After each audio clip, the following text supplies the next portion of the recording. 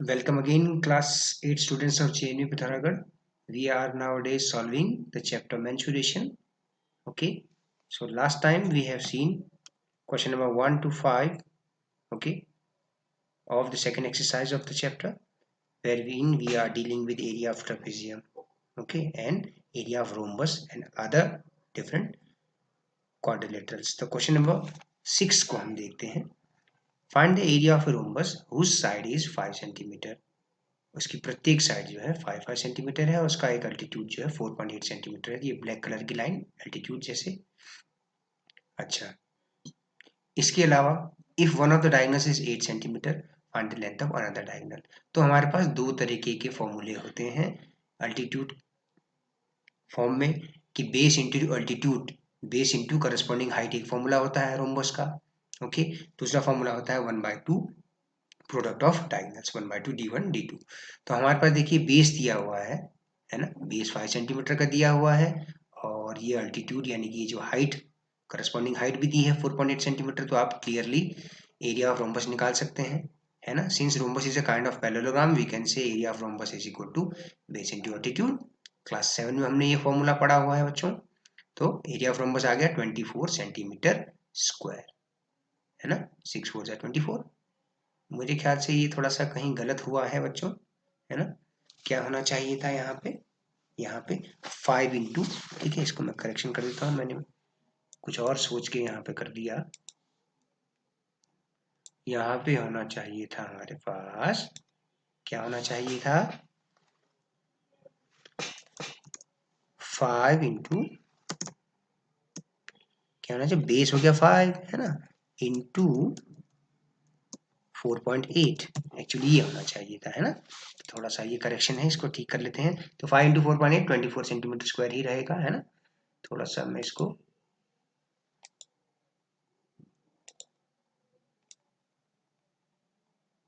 हटा देता हूँ यहाँ पर से, गलत चीज को, है ना, गलती हटा देनी चाहिए, है ना. चलिए मैं हटा देता हूँ उसको.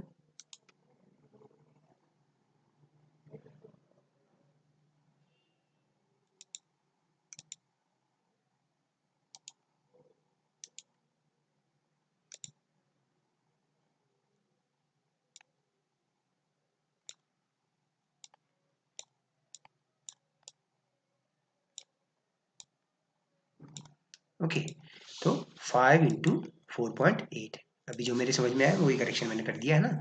Area of rhombus 5 into base into corresponding height, है ना. 5 इंटू 4.8 यानी कि 24 सेंटीमीटर स्क्वायर.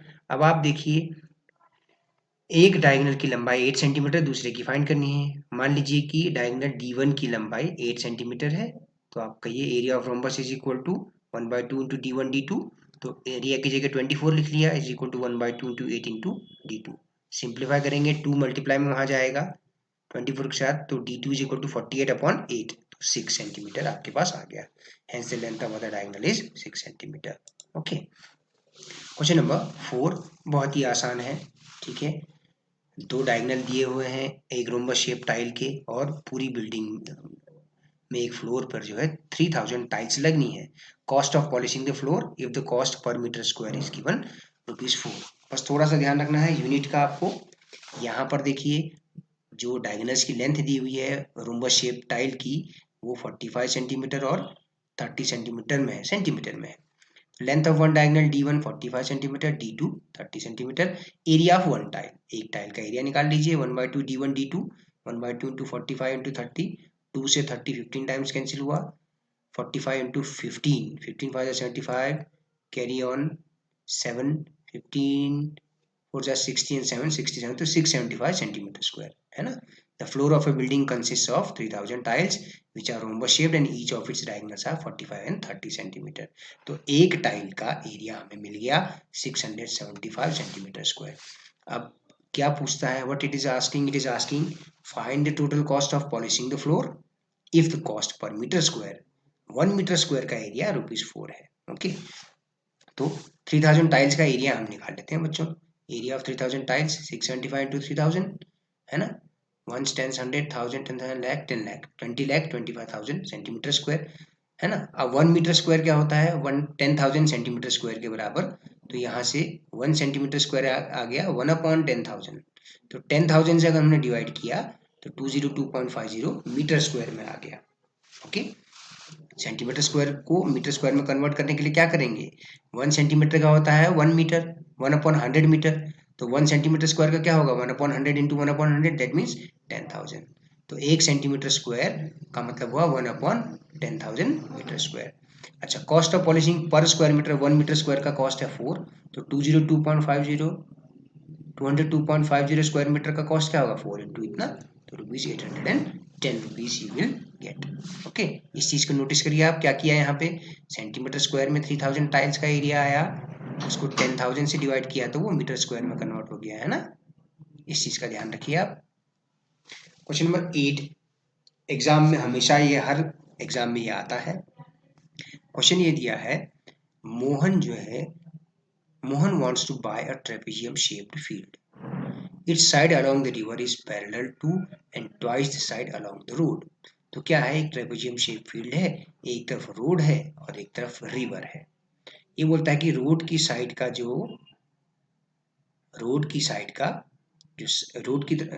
तरफ जो साइड है, ठीक है, ठीक है, उसका दुगना है रिवर की तरफ की साइड।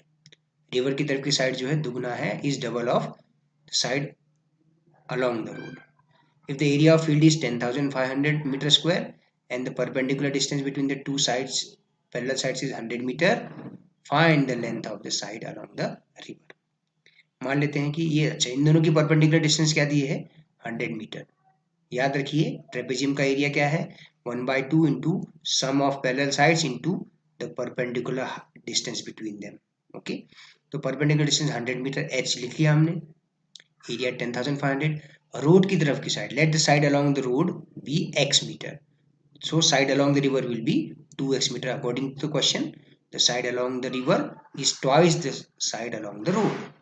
ओके, अगर ये x मीटर माना रोड की तरफ की साइड, तो रिवर की तरफ की पैरेलल साइड 2x मीटर हो जाएगी, राइट। तो area of trapezium is equal to 1/2 into a plus b into h। तो 10,500 वैल्यू एरिया की equal to 1/2 into x plus 2h into 100, तो 3x आ गया है ना, 3x, ये 2 से 100 50 टाइम्स कैंसिल हुआ, 3x इंटू 50, तो 150x आ गया यहाँ पे। x इज इक्वल टू आया 10,500 डिवाइड बाय 150, तो 70 मीटर आ गया। तो 70 मीटर, x किसको माना था, रोड की तरफ की साइड, तो ये जो आ गया आपका रोड की तरफ का साइड 70 मीटर आ गया, तो रिवर की तरफ का साइड 2x है, तो 2 into 70, that is 140 metre. Okay, question number 8, ठीक है, ऑक्टागन का एरिया फाइंड करने के लिए कोई सेपरेट फॉर्मूला नहीं होता है बच्चों। ओके, उसको हमने क्या करना होता है, डायगोनल्स को मिला के उसको हमने डिवाइड करना होता है अलग अलग तरह के पॉलीगन्स में, जिनका एरिया हमें पता होता है। कि जैसे top surface of a raised platform is in the shape of a regular octagon as shown in the figure, find the area of the octagonal surface. एक वर्ड लिखा है रेगुलर। ओके, क्लास 7 में आपने पढ़ा है रेगुलर का मतलब क्या होता है, जब ऑल साइड्स आर इक्वल। ये सारी साइड्स जहां मैं कर्सर मार्क कर रहा हूं, ये सारी साइड्स आपस में इक्वल हैं, 5 मीटर ईच, इसका मतलब फिगर में दिया हुआ है ना। अच्छा, find the area of octagonal surface, तो हम क्या करें, अगर इस डायगोनल को मिला दें, तो बीच वाला पोर्शन तो हो गया आपका रेक्टेंगुलर पोर्शन, ऊपर और नीचे का सिमिलर आइडेंटिकल ट्रेपेजियम्स हैं, है ना। पैरेलल साइड्स जो हैं 5 मीटर और 11 मीटर, ये 11 मीटर, ये रेक्टेंगल है तो ये भी 11 मीटर है, ये वाला साइड, है ना। तो ये 5 मीटर, पैरेलल साइड्स 5 मीटर और 11 मीटर हैं दोनों ट्रेपेजियम्स में, और उनकी हाइट जो है, दोनों पैरेलल साइड्स की डिस्टेंस जो है 4 मीटर है, तो यहाँ भी यही है। अच्छा, रेक्टेंगल में लेंथ हो गई 11 मीटर और ब्रेड्थ हो गई 5 मीटर। ओके, तो एरिया ऑफ टू ट्रेपेजियम्स का एरिया हम निकाल लेते हैं, twice of 1/2 into A plus B into H, है ना, sum of parallel sides into perpendicular height between them, है ना, 1/2 of sum of parallel sides into height. तो 2 इंटू 1/2 इंटू 11 प्लस 5 इंटू 4, है ना, ये 11 ये 5, तो 16 हो गया, ये 64 आ जाएगा, क्योंकि 2 से 2 तो कैंसिल हो जाएगा, तो 64 मीटर स्क्वायर आया। दोनों ट्रेपेजियम्स का एरिया मिला के आ गया 64 मीटर स्क्वायर। अब रेक्टेंगल का एरिया निकालिए, लेंथ इंटू ब्रेड्थ, तो 11 into 5 55 मीटर स्क्वायर। तो total area of octagon will be area of 2 ट्रेपेजियम्स plus area of this rectangle, isn't it? So you get 119 meter square. Okay, same thing is here. Even we don't have, हमारे पास pentagon का area भी निकालने का कोई formula नहीं है। दो students हैं, ज्योति और कविता। एक पेंटागुलर शेप्ड पार्क को उन्होंने उसका एरिया फाइंड करने के दो तरीके अपनाए।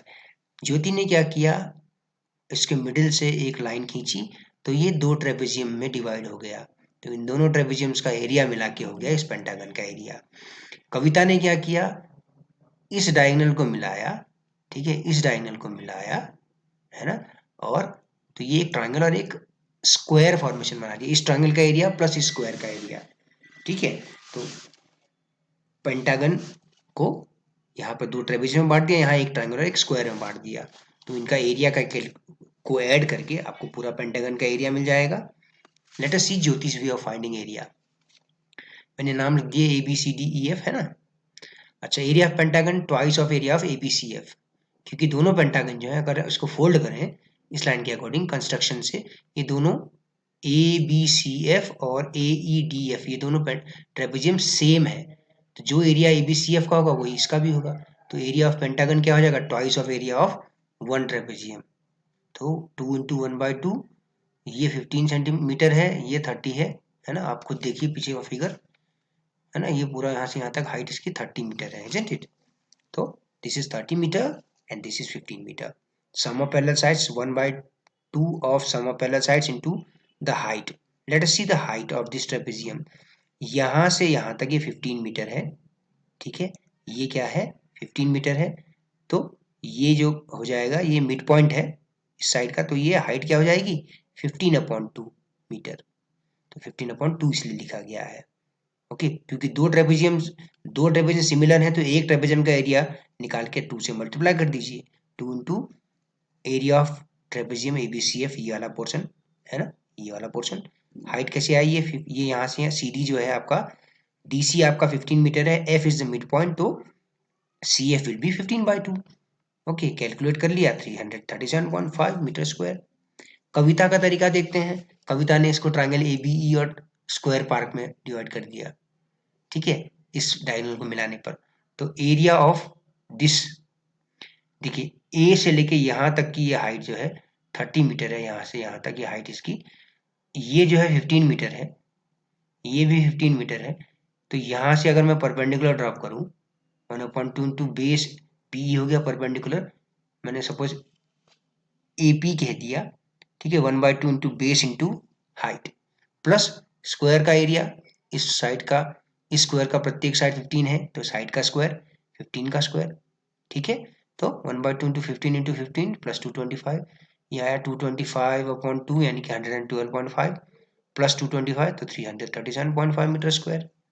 ओके, समझ में आया आपके। देखिए यहाँ पे क्या है, थोड़ा सा इसमें देखिए, ये हो गया हाइट इसका, ये हो गया आपका हाइट, ठीक है, किसका, इस ट्रायंगल का हाइट देखिए आप, इस ट्रायंगल ABE का हाइट, ओके, ट्रायंगल ABE का हाइट हो गया है बच्चों, ठीक है। तो अब यहां से लेके यहां तक, कहां से कहां तक,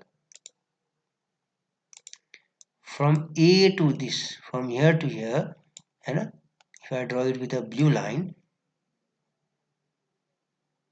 if I draw it with a blue line, अगर मैं ब्लू लाइन से ड्रॉ करूं, ये यहां से यहां तक ये 30 मीटर है, ओके, ये जो हाइट है 30 मीटर है, ठीक। जबकि यहां से यहां तक आपका, यहां से यहां तक आपका 15 मीटर हो जाएगा, क्योंकि ये 15 है ना, DE 15 है, तो यहां से यहां तक की हाइट, A से लेके यहां तक की हाइट 30 है, तो ये 15 घटा दीजिए तो ट्राइंगल की हाइट आ जाएगी 30 - 15 that is 15, 1/2 into base into height से, ओके, ये कहने का मतलब है, ठीक है।